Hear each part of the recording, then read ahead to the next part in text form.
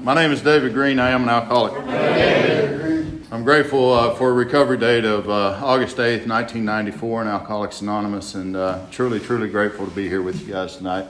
I want to thank my friend Joe Don for asking me to come down to speak. I've spoke at a couple events, and he was there, and it's always an honor to get to come somewhere new. I've been to Ardmore quite a bit. I really have. And it definitely wasn't for AA back in those days. Later on, I was down here doing a lot of oil field work. I was in the oil field from 2000 to 2015, so I spent a lot of time around this area. So it's really a great honor to get to come here tonight and to speak with you guys. And the birthdays that are here tonight, wow, there is a lot of birthdays. And I see that one man with the honor of 62 years. Wow, what a blessing. Thank you so much for allowing me to come share my story with you guys. And I always like to start off with a little bit of clean humor. And, the Messiah came riding into town, and he was on a donkey. And he was making his way through, and everybody was there. They were lined up for miles. People were there to hear the message. They had big palm leaves, and they were fanning him as he went by, and it was just a wonderful thing. They were all clapping and laughing, and some were crying. All the while, this donkey thought this was all for him. I don't know about you guys, but I can relate to the donkey.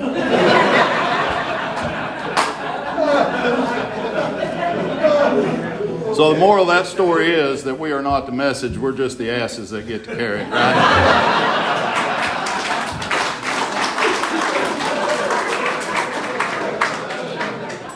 God's been good to me. He's been very good to me. In sobriety, out of sobriety. And I didn't know when I came here that was the reward. That was far from the blessings that were to come. I took a lot of hard knocks in Alcoholics Anonymous due to self, and you'll hear me talk about that some tonight. One of the things I discovered in 2019 is that I was the victim of a delusion. And I didn't realize that for a long time. I thought my problem was alcohol.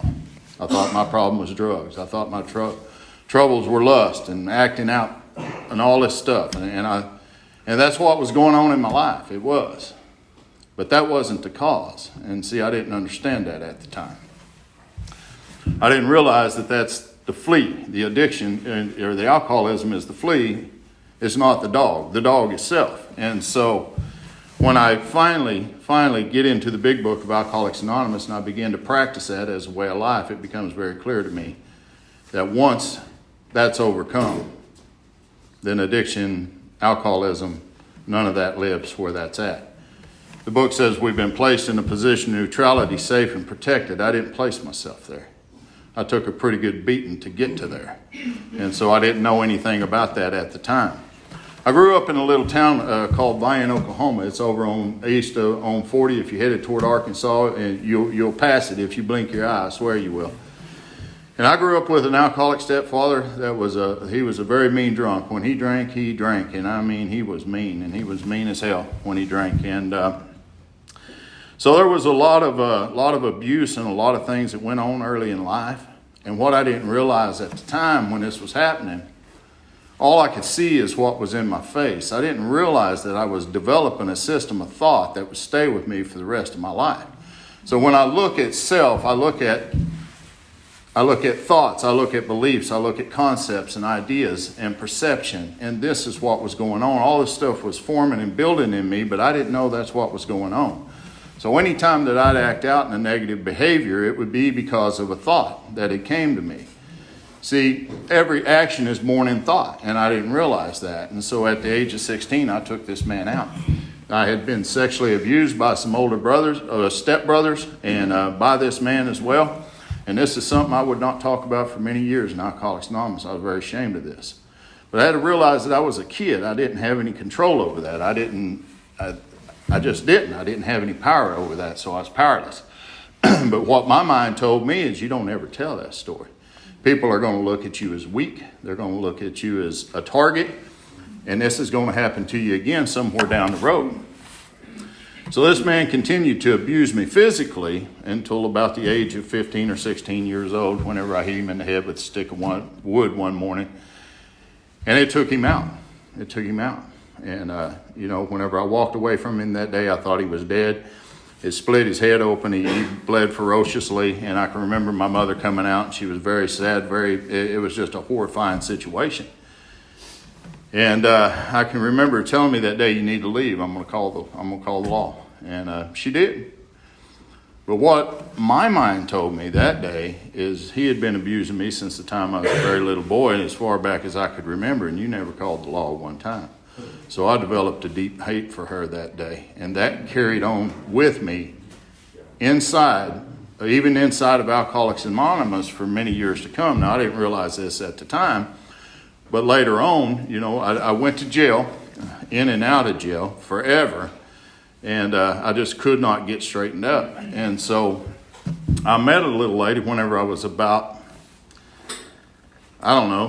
shortly after all of that. I went to jail in and out for a while, and then I got out, and I met a gal, and I ended up what we call taking her hostage, And I didn't know any of that at the time, but we ended up having 2 boys together. And I was nowhere ready to be a dad. There was just no way in my life I was ready for that. So the first one came along, and he was born on December 22nd of 87. And I can remember that day she'd been up there all day long, and they kept saying she's going to have this child anytime. Well, I'm thirsty, and my mind's telling me, we're irritable, we're restless, and we're discontent. And I stepped out that day to have a drink, and it was a week later before I came home. So I missed his birth. I didn't realize the phenomenon of craving is explained in the doctor's opinion, the big book. I had no idea about any of this, but once I put the drink inside of me, the phenomenon of craving, that allergy took over, and it demanded more of the same, and I was gone. So needless to say, I missed that birth. And so about a year later, we had another son, and I was in detox again, trying to overcome it again. And I missed that child being born, and this just went on endlessly. I became very crazy and very violent whenever I drank. And so what had happened was I'd began to grow into the man that I hated, and that was the stepdad. And so I had a lot of near misses like we talked about over there, and I had a few hits as well. And so I ended up in a pretty bad way for a long time. And I lost that marriage due to drinking, and I just never could really seem to get my life together. I mean, I was spinning out of control, and I just couldn't keep it together. And so anyway, I ran off to Indiana for a little while thinking that I was going to get better by doing that. And I ended up coming back, and, the marriage was over by that time, and I knew it.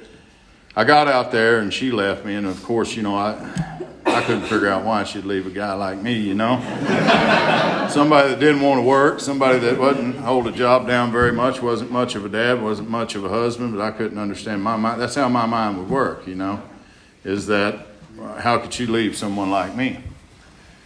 So anyway, she was trying to move on with her life, and she had met an old boy by that time, and I guess he was going to move into the family and, take over and be dad and all this. And my mind said, no, you're not going to do this.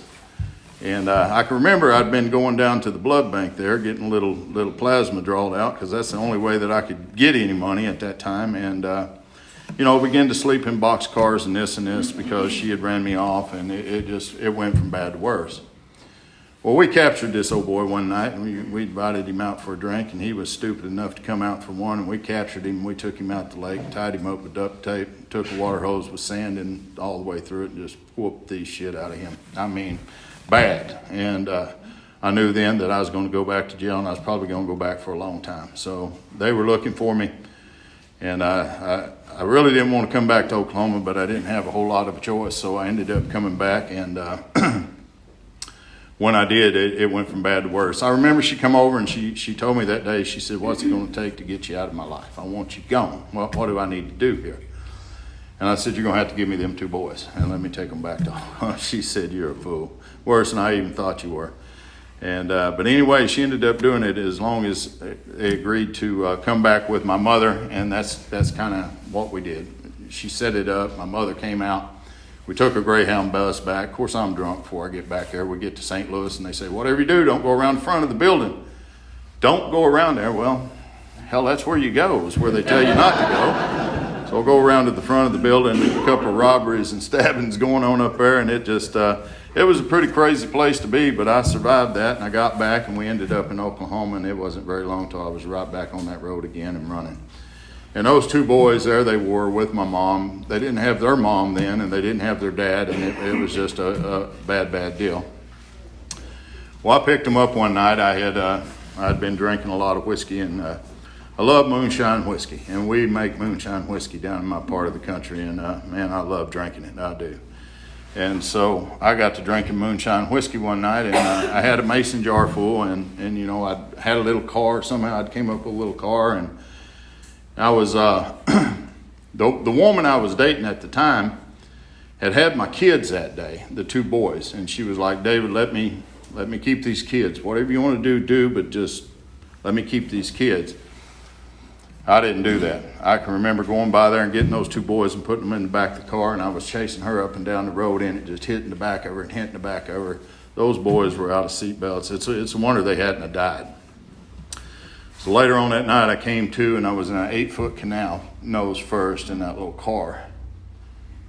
And I just came to kind of out of a blackout, and I was scared to death. I thought, man, you know, I'd had 2 or 3 DUIs by now. I knew I was getting ready to go back to jail for a long time, and I was looking around, and I couldn't find those boys nowhere. And I thought, oh, hell, I don't know where they're at. And so, by the grace of God, somehow during all of that insanity and that blackout, she had retrieved them again and took them with her, and that's probably the only thing that saved her life. But I can remember as soon as, because I kept asking for my boys, the laws were there, the ambulance was there, and all this, and you know, they said they're not here, they're with her. And I just happened to look over to the right, and there was that mason jar. You know, it still had that moonshine in it. Didn't think about those boys again. Never even gave it another thought. The only thing that I could think about was getting back to what I'd left. And I ended up drinking that moonshine before they took me to jail. And there was an old boy down there in Hartshorn, Oklahoma. His name was Jimmy Don Wilson. I'll never forget him. He was a good man. He saved me from going to jail probably for the rest of my life at that time. I can remember laying there, and I had one phone call coming that morning, and you know, I got up and I said, you know, I'm gonna have to call somebody and at least let them know to try to come back and get my 2 boys. And he said, well, I'm gonna let you out of here at 8 o'clock in the morning, Dave. I said, really? He said, yeah. He said, man, I don't want to see you go. He said, I think you've got a lot of potential. I've never heard that from anybody before, you know. And he said, I think that, you know, if you could get yourself together, you're gonna be all right. He said, you want to make that phone call? I said, hell no, I'm going to go back to sleep for a little while, you know. And so about 8 o'clock that morning, he let me go, and I was headed back over there, and I just happened to glance to the right, and Edie's bar was sitting right over there. And I thought, man, I'm just going to stop by there for a minute. And it was another week before I made it back. And, you know, that's just the insanity that was in my life over and over and over. That's just the way that I lived. And I like to tell you that I got sober after that and took those boys and raised them and had a good time, but that's not the case. I drank for another 5 years. On top of that, my mother came down one day and she wanted to pick them up just to take them for a haircut or this or that. And I told them, yeah, I'll take them, get them out of here. She gave me some money for a bottle, so I let her take them. And she met up with her mother and sent them back, and that's the best thing that ever happened. Probably saved those kids' life. But I didn't see it that way. What I seen in my mind was she wronged me, and she gonna pay now. She gonna pay. And I tracked her down in McAllister, and that's where she was at. And I said, you know what? You either come out of that house, I'm gonna burn it to the ground.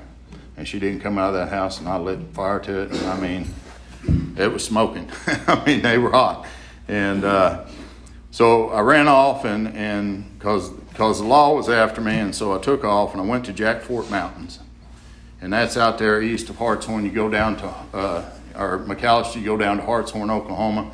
And that's where I ended up spending the next 12 years of my life. I got down there with them outlaws, and I just loved that place. And they told me, they said, you come on out here to Jack Fort, nobody's going to bother you. We've had planes flying here looking for dope and this, that. We just shoot them down.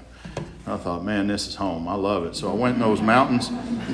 Less than a week later, I got drunk on moonshine whiskey and started a fire. Man, I start lots of fires when I drink. I burned half that mountainside down, and I tell you what, them guys wasn't welcoming me no more. They were mad. They were upset. So I ended up getting out of that deal, and what happened to me was I ended up down in Tallahassee, Oklahoma, down in the far southeast corner of Oklahoma with a bunch of full-blood Indians. And them guys down there, they were tough. I mean, tough.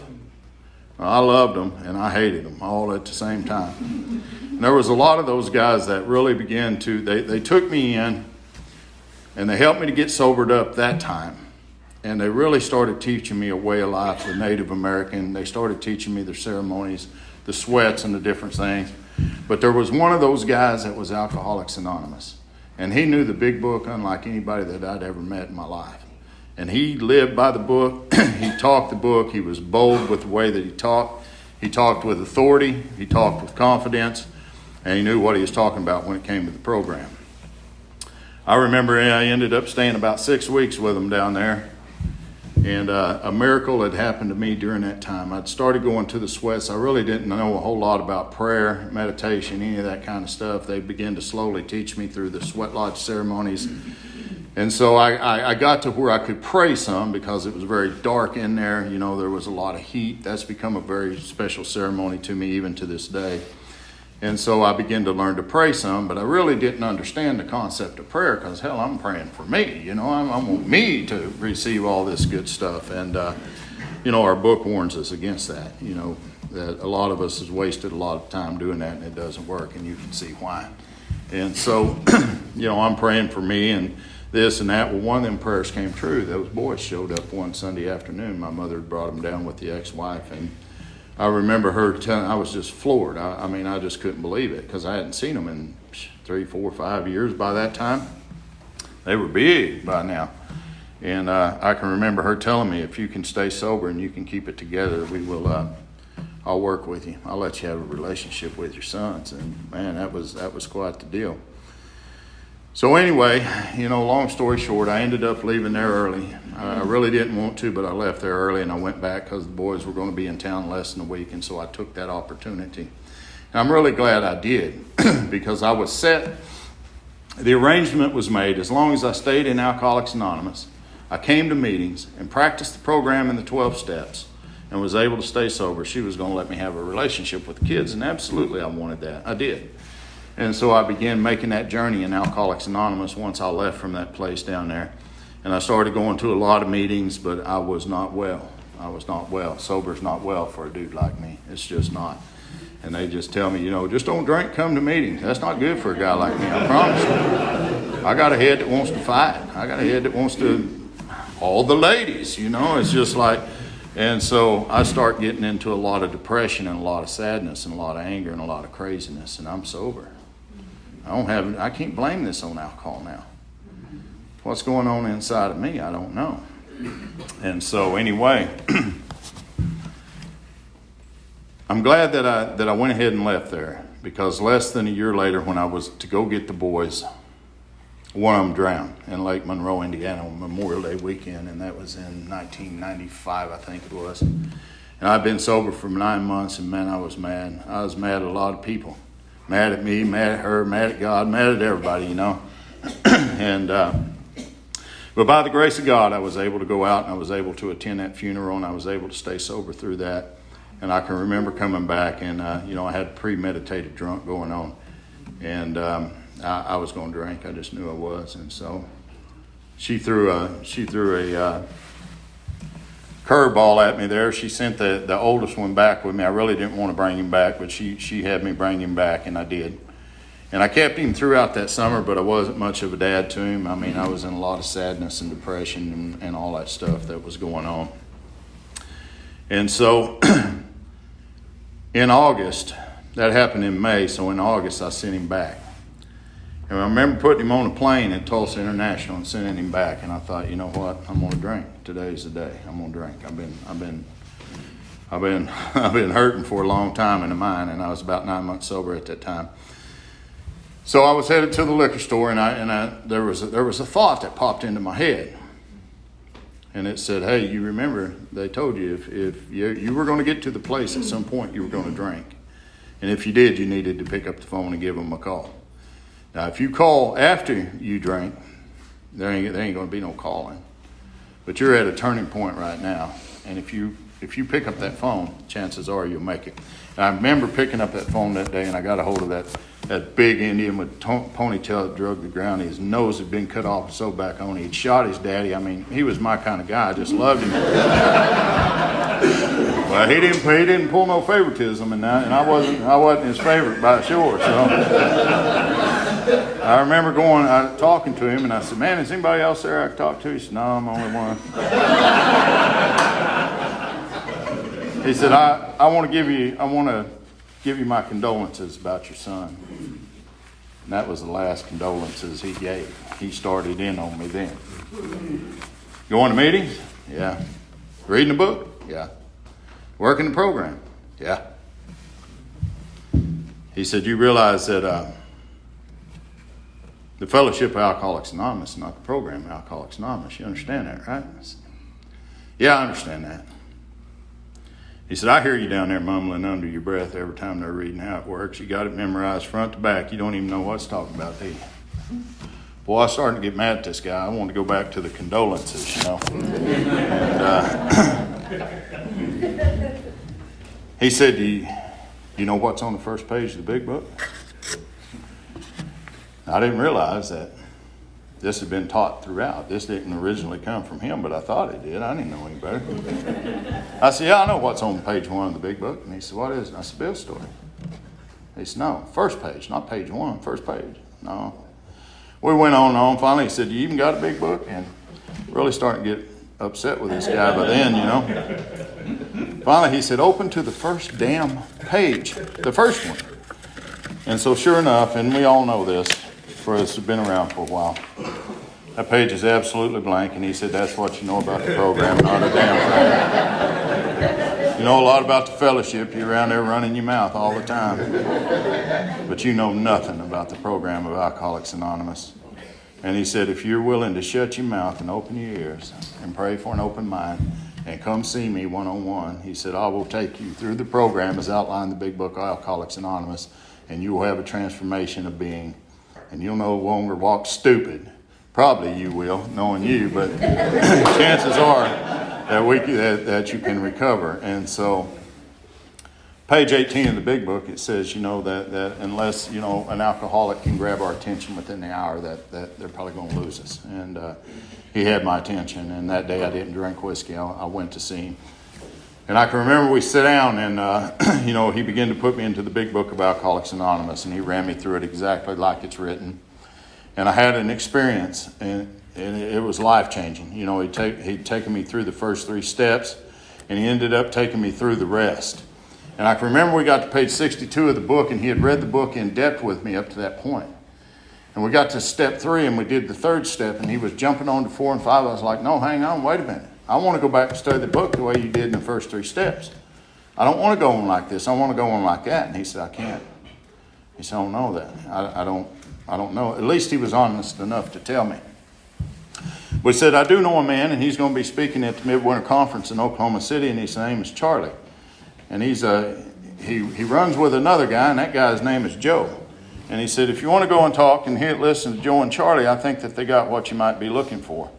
And so as time went on, you know, this guy's name was T-Bone the Full Blood, and I continued to work with him and stuff, but I latched on to Charlie at that conference, and Charlie really began to open up the big book through his tapes and through our one-on-ones in a way that I'd never seen before. So the big book of Alcoholics Anonymous came alive to me in a way that it had never come alive to me before. And so I began to have a transformation of being just like he had talked about, and I began to walk the path of Alcoholics Anonymous, and for the first time stay sober. I went to work for my tribe, the Choctaw Nation. I worked for them for 6 years out at Jones Academy there in Hartshorn, Oklahoma. And that's all I did every day was study the big book, read the big book, read the big book. That's all I ever done.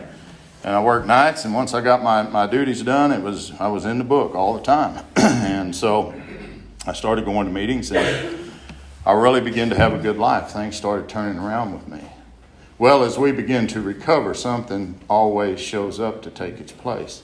And if we're not spiritually ready for that, and my experience is whatever competes for our recovery usually wins out, and that's what happened to me in Alcoholics Anonymous. The temptation of lust was there one night. I was speaking at a meeting. There was a young lady there. I ended up connecting with her in a way that I shouldn't have connected with her, and that set up an addiction on the other side of alcoholism that I didn't even know was coming at me, or I didn't even know I had for many years. This followed me inside of the program, inside the fellowship. I kept it very secret. I didn't talk about it a lot. It's easy to come into meetings and convince you of all this stuff that I'm doing and how wonderful it is. I'm coming to meetings, I'm sober, I'm working the book, I'm doing this, but I'm living a separate life. In the 5th chapter of the book, or the 6th chapter of the book, it begins to talk to us about the man that lives the double life. And that's what happened to me. This was happening to me inside of the fellowship. And so as time went on, I ended up in a divorce from where I was at. And it wasn't a short time until I met my wife and we got married.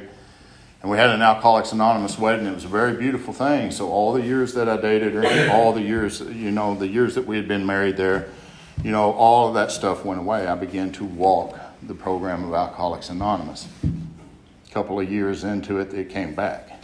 And I'm here to tell you it stayed with me for another 18 years. And I lived a life that was just, it's not Alcoholics Anonymous. I don't care what anybody says. If we try to live that double life and keep secrets within the fellowship from everybody and from our sponsors, and this is exactly what I was doing. I was speaking all of these conferences. I was doing this, doing that. In 2019, I hit a bottom with that, an emotional bottom in Alcoholics Anonymous after 25 years of sobriety. And this happens to a lot of people. I didn't know it at the time. A lot of people won't get up here and talk about it. They won't because of shame and guilt, fear and remorse and ego. Self, that's what it is. It's self. And I didn't realize that. Now, I'd been through the steps with Charlie, and I'd been through the steps with the full blood, and I'd had the best of the best that knew how to teach me in Alcoholics Anonymous. My mind said, where else are you going to go? Ain't nobody left. Well, by God's grace, there's always somebody left, right? And there was a guy that I was sponsoring at the time. He'd went to a Seminole meeting over there at Buddy T's, and he heard a guy speaking from Tulsa, and he come back and he said, hey, this guy has been through the book the way that we've been through the book. And I said, I don't think he has. And he said, I'm pretty sure he has. He said his grand sponsor was this guy named Don Pretz, and it had my attention. I was like, I need to talk to that dude like today. Where's that dude at? And so I ended up connecting with this guy. And I ended up not going through the steps with him, but I went through it with his sponsor, who was a man from Cedar Rapids, Iowa. I was in a bad way with this stuff. I was still acting inappropriately, and I could not stop. It was an addiction that was killing me inside the fellowship. And so what happened in 2019, it come wide open. Everybody found out. Everybody. And I tell you, at least in my area, man, there was more judgment about that kind of behavior. I had a lot of shame and guilt and remorse already. It's something that I was dying from, and it was killing me. And I had a lot of shame from that anyway. But there's a story in the 12 and 12 about Ed the atheist. He reached out for help one night in a bad way, and nobody came to help. And that's kind of how I felt. It was like Ed the atheist. And so anyway, about this time, COVID came along, and we started doing a lot of Zoom during that time and stuff. But I met this guy, and what happened was he took me back through the big book. Now, he wanted to read the book with me. I was like, man, read the damn book to me, I want to hurry up and get over here to the goodies so we can move on past this. But I tell you what he did was he put me into the doctor's opinion, and he began to show me a lot of things that I had never really seen before. The doctor talks about the phenomenon of craving. When I look at the first step, it says we admitted that we were powerless over alcohol, that our life to become unmanageable. I realize today that I'm powerless for two reasons. Because once I put it in my body, I can't stop. That's because of the phenomenon of craving, the physical allergy. But that's not the problem. Once you take it out of the body, then the mind begins to work on me through the self, these thoughts, concepts, ideas, and beliefs. I believe this stuff. I take action based on that, and here's my reality. It's destruction. And so what I see is I'm powerless for two reasons. Once I put it in, I can't stop, and once I take it out, I can't stay stopped because I'm out of mental obsession that'll always drive me back. We understand that as alcoholics. But how does that work with the guy that had the problem I had? What does that look like there? I'm not going to read them other books in them fellowships. I read some of it, and some of it's all right, but I'm in this book. And so what that phenomenon of craving looks like for me in that area of life is this. Once the thought comes to me and it tells me, hey, maybe we ought to click on the internet. Maybe we ought to do this. If I don't hitch a horse to that buggy and run with that thought, I promise you it's not going anywhere. But when I take action based on that thought, that becomes a reality. And I didn't realize that I was being directed by another system of thought, because by the time we get to step 3, it says we realize that God's going to be the director. Well, if he's not been the director up to this point, who has? What's been directing my thinking up to now? And this is what the book begins to identify as the self. And so as we're reading through these chapters and I'm looking at that unmanageability of life, see, I can't blame that on alcohol and drugs anymore because I hadn't had any in 25 years by then. So what I start to see is I've got this gaping hole on the inside of me, and there's nothing able to fill that up. I mean, everything I try is not working for sure.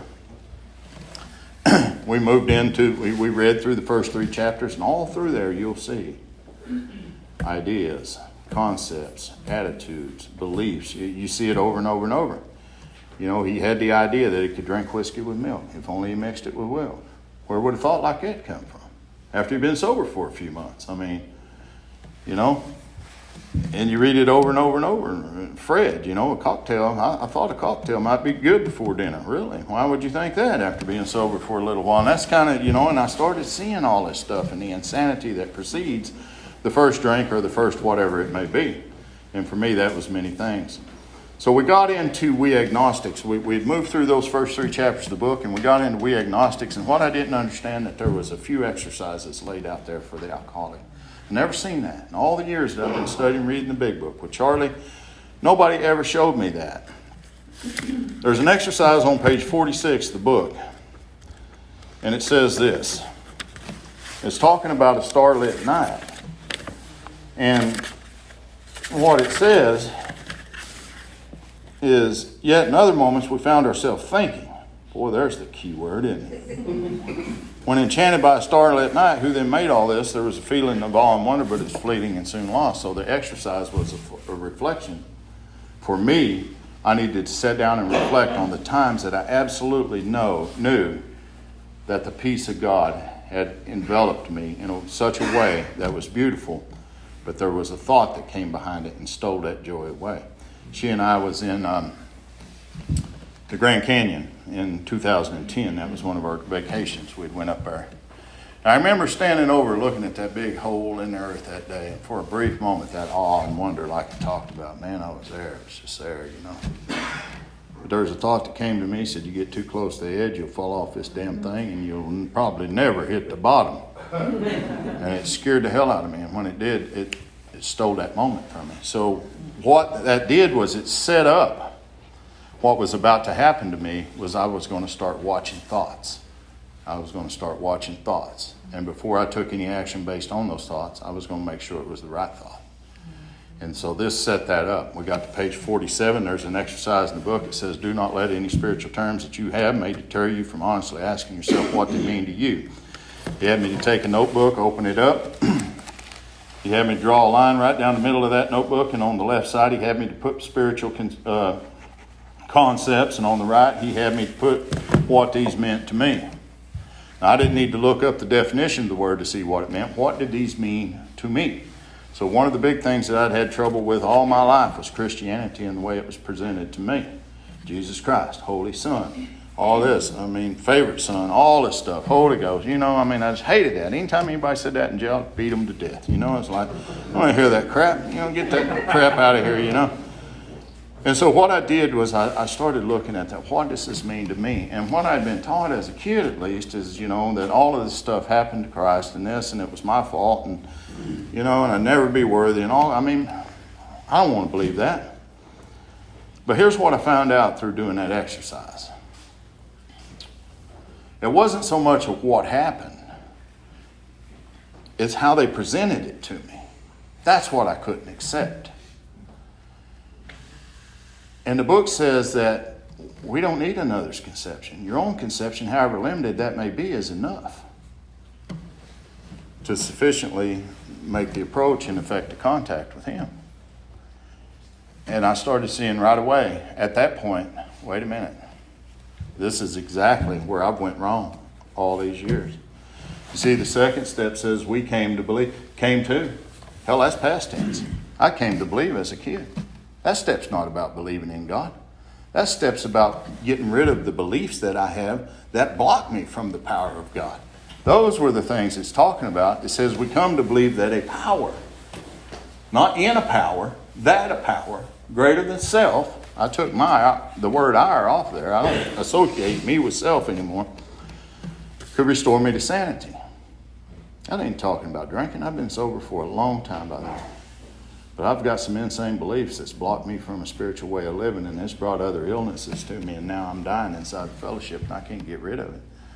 And all of a sudden, I start seeing this, and I begin to wake up. That veil starts to lift just a little bit.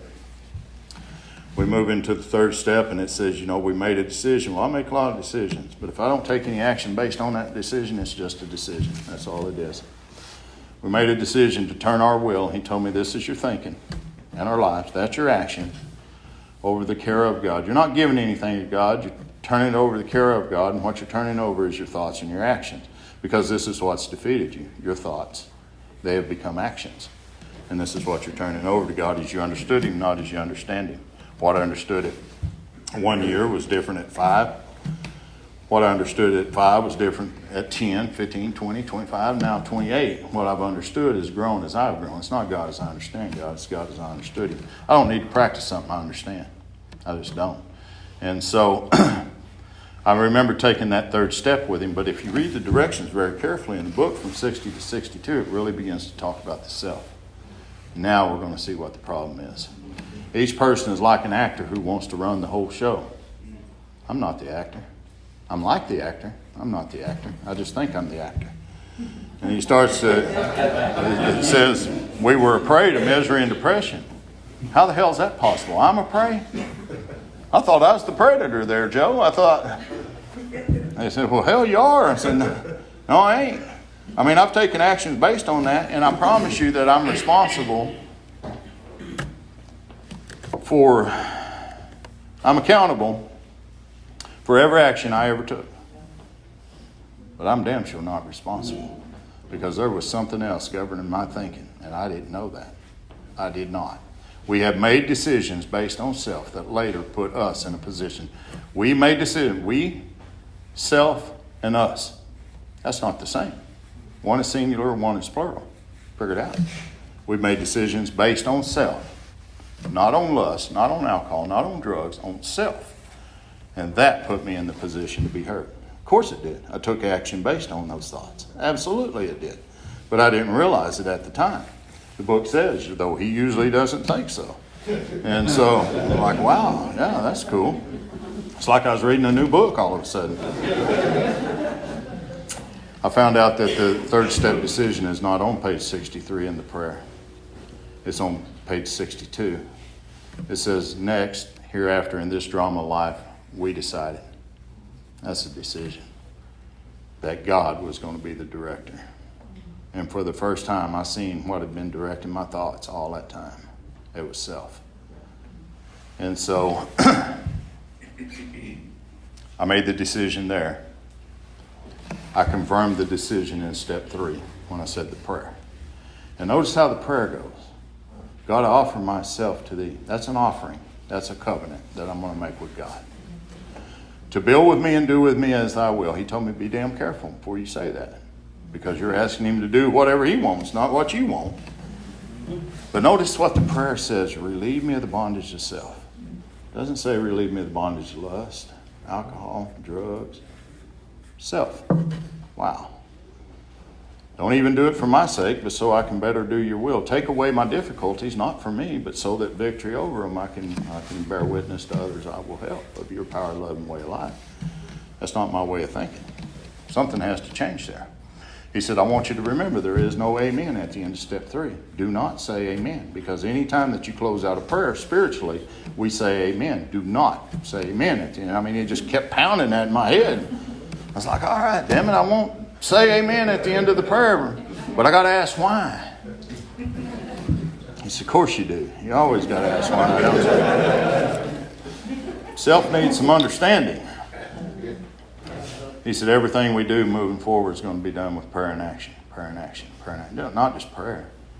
Yeah, you've been praying for ham and eggs for a long time, but you ain't ever got out of the corner and walked to the kitchen and done anything to make them and have it and eat it.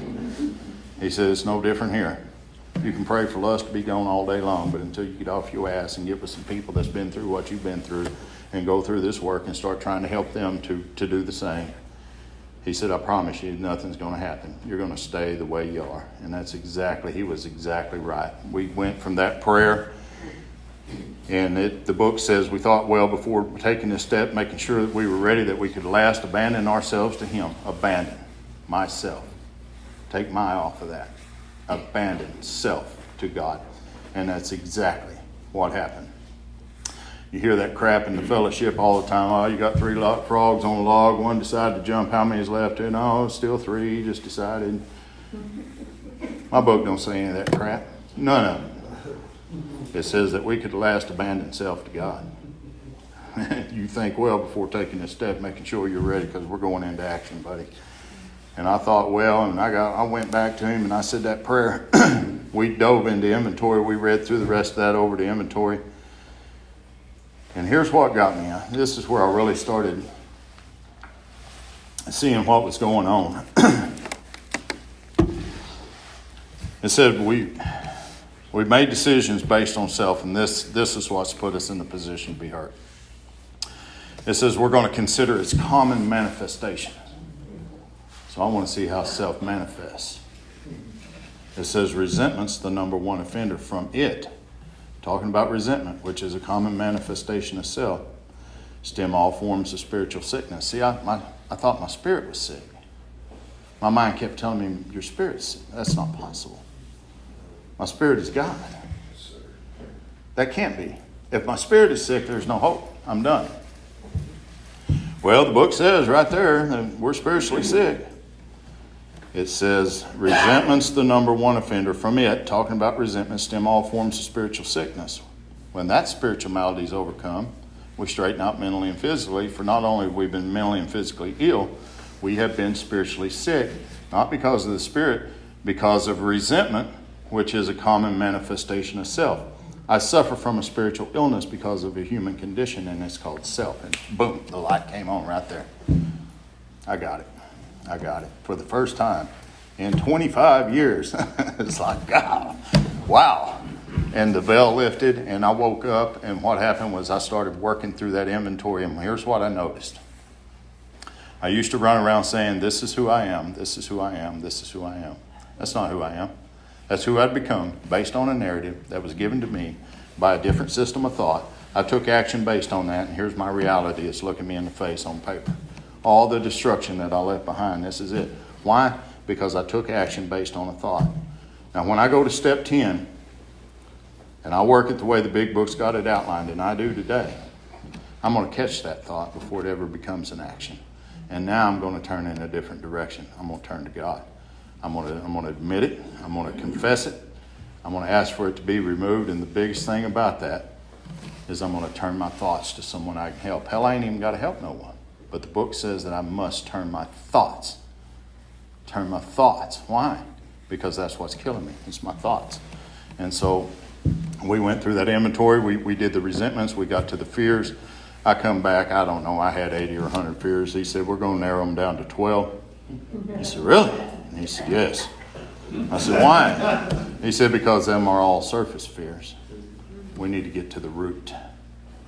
And when we got to the root of the fears, I began to see that really fear isn't fear. It's just a mental activity that presents itself as fear. It's mental anxiety.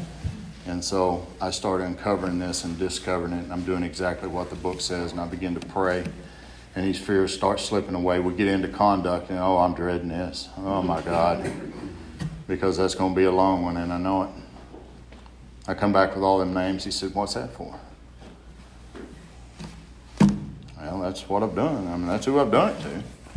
He said, throw that shit away. Really? Yeah. But I got to ask why. Yeah, of course you do. Because it doesn't say anything about that in the directions. And it blew my mind because I've read this part of the book, I swear, for 25 years. I've read it with some of the best of the best. And it's just not there. Wow, how could I miss that? It just blows my mind. So it says, many of us need an overhauling there. And he goes on to talk about what we're going to do. It says, we reviewed our own conduct over the years past. He said, where do you see anybody's name there?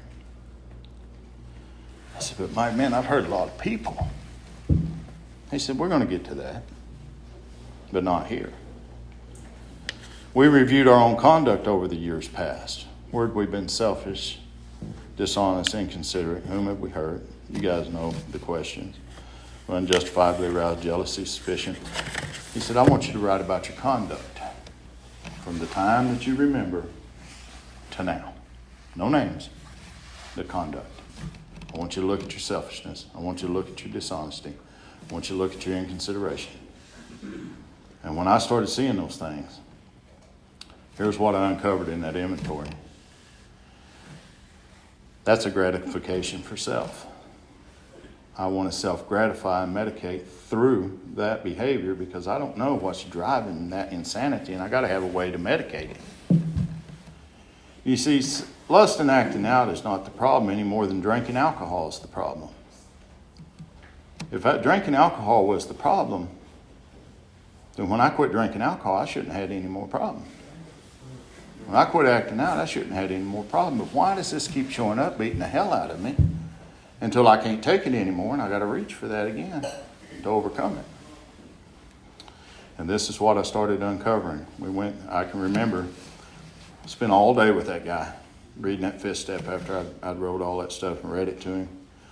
For the first time, I'd never seen the truth the way I did by it coming off the end of my hand in a prayerful condition because there was no amen at the end of step 3, so we was very much still in prayer and action, prayer and action. And so I wrote, and I never heard the truth until I heard it come out of my own mouth when I read it back to him that day. And I can remember I was guilty, I was remorseful, and I was shameful, and I felt bad. I felt bad. But by the time I left there, I was traveling a little lighter. I really was. So there's an hour that we take after that fifth step, and I took that hour, and I took that time with God. One of the things that I discovered in the third column of resentment inventory, when I look at self-esteem and ambition and pride, security, personal relationships and sex relationships, before I just write all that stuff down, just buzz on through it and keep going, he made me stop. He was like, whoa, look at that. He said, what do you do when your pride's affected? What do you mean, what do I do? What do you do? By God, I attack. Or I isolate, or I get depressed. He said, what else you do? I act out. Wow. What about ambition? What do you do whenever that's threatened? Well, I lie and I'm deceitful. He said, you feel ashamed when you do that stuff? Of course I do. What do you do to overcome that? I act out. And all of a sudden I begin to see this is why I act out. Once these things are brought to the light, and I'm able to walk through them in 6 and 7, set out to make amends, I'm really on the road to freedom. And that fifth step, at the end of it, it says, we will walk hand in hand with the Spirit of the universe. So here's what happened to me. The man that took the first 5 steps was not the man that took the last 7. A different man showed up in the process of that. He did. And I walked away from that behavior, and that was in 2019, and by God's grace, I've never returned to it. And I don't even think about it unless I'm at a meeting talking about it. And, I found a deeper intimacy and a deeper love. We went through a lot of hurt in our marriage. The only person that really ever showed me forgiveness the way that you're supposed to do was her. And she was the one that had been hurt the worst. And so I went through these steps, and I had 90 amends to make. Once we picked through all of them, some of them were apologies, some of them were clear in the air. I had 90 amends there. And I made 89 out of those 90 amends. And a lot of the women that I'd hurt, some of them had died by now. Page 83 in the book says we sent an honest letter. I prayerfully sat down. I wrote an honest letter to every one of them. I went to my elder in a ceremonial tribal sweat. After it was over, he allowed me to burn it in the sacred fire. And it was a beautiful experience. I walked away from there with peace. The other one, I had taken advantage of a company that I'd worked for in the oil field for a lot of them. They were paying me a lot of money to work for them, a lot, 6 figures beyond. But being an alcoholic and a sober drunk, that wasn't enough. I needed more. So I started taking from them, and I ended up owing them a lot of money. Well, that was an amends that I'd owed for a long, long time, and I ended up, they ended up forgiving that debt. For one thing, it could never be traced back to where they could do anything to me about it. I mean, we're alcoholics. Hell, we know how to cover our trail. Or at least I thought we did, And I covered that one. But I knew something wasn't right, and I didn't know what I was going to do, and I struggled with that for a long time. So through prayer and a lot of meditation and a lot of sweats and a lot of different things, I finally came to the conclusion that I was going to pay that money back. But it wasn't going to be to them. Part of it was going to go to a battered women's shelter, and part of it was going to go to a pregnancy crisis center, and there are stories behind both of those. And that's what I've ended up doing. I've set out to make that very last amends. Because that guy told me in the beginning, he says, David, to them all means to them all. And when we get to amends, you will make all those amends. Because if you don't, this behavior will come back to you.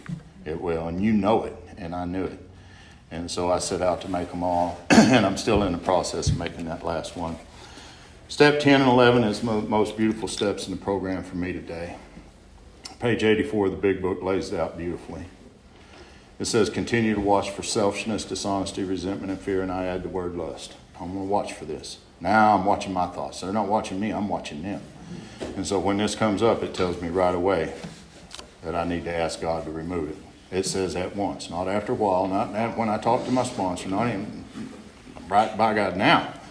And so I've started doing that. It says we discuss them with someone immediately. I have taken and there's a way that we do that now by text. There's about 30 of us men that do that all day long. We keep check on these emotions. When we see resentment, we do it. When we see fear, we do it. I mean, do they get by us? Some of it get by us, of course it does, but not very much because we're watching all the time and keeping each other accountable. Step 10 has become a very good practice. Step 11, 86 in the big book, I do it exactly the way it's laid out. I email it to a sponsor every night. I've found about 30 men that were struggling with the same thing. I was able to help them to get sober and recover through the big book. They're living good lives now. We've become a fellowship of men, and it's been a beautiful thing to be a part of. It really has. I recovered from a hopeless state of mind. My marriage is in a better place than it's ever been before. I just can't tell you the blessings that have chased me down the last few years since Zoom's come along. I've been asked to speak internationally, I don't know how many different times, on this very subject, a lot of the lust stuff. In fact, I was at one yesterday. I was over there, and I was in the Persian Gulf and never even left the house, and this happens a lot. It really does. And, man, I just thought, I don't want to do this anymore. I don't want to do it no more. Because there's 30 minutes of reading and all this stuff and introducing or talking, and hell, I don't even know what they're saying for one thing. Then it comes to me and I give my little spiel and we go through it again. And a while back I started realizing I don't want to sponsor guys that much anymore. I might say, oh boy, don't you get away from that. So I don't want to do these things anymore. I want to live my life now. I want to live. I want to spend time with her. I've got an old Cherokee shaman that's teaching me the ways. I've become part of a fraternity of men that do a lot of good for the community. I want to spend time with them. I want to live life now. I've sponsored a lot of men through the years. I have. And I won't ever stop doing that. I just won't. But I'm not going to do it the way I did before. So it's been a good life. I've taken some beatings, but you know what? Who hasn't? Anybody that comes to Alcoholics Anonymous and think we're going to jump on the motorcycle and take off and I hope that works for you. That's not my story. But I tell you what, I awakened from self, and that's the greatest thing that ever happened to me, because now I know what defeated me. I did. I study it. I can see things I never seen because of it. And I'm in a great place in life. Man, I'm really happy to come down to Ardmore. Thank you for the great meal that you shared with me tonight, and it's really good to come out here and talk to all you guys. And glad to be here. Thanks.